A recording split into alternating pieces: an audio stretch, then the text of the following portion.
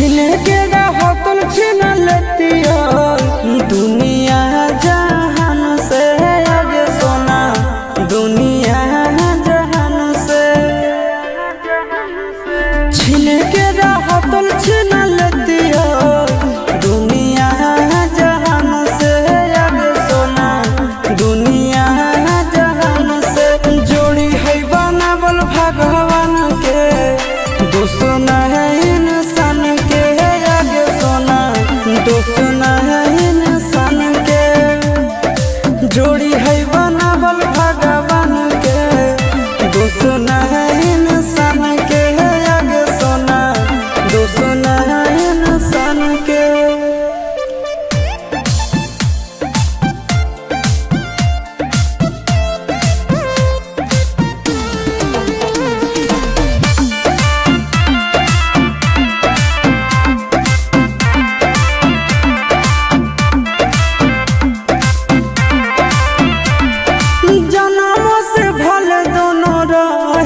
साथ में कहरम तो विधात के हाथ में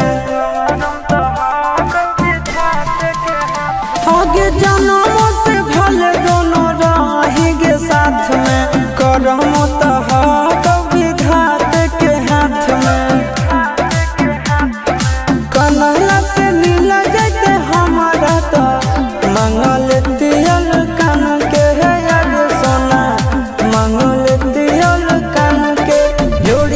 बनावल भगवान के दुश्मन है इंसान के आगे सोना दुश्मन है भगवान के जोड़ी है बनावल भगवान के दुश्मन है इंसान के आगे सोना दुश्मन है इंसान के।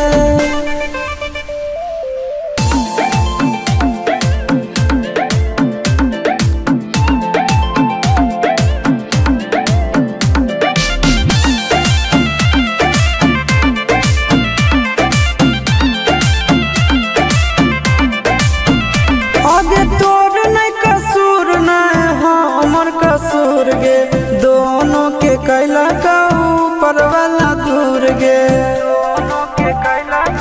ये सोना आगे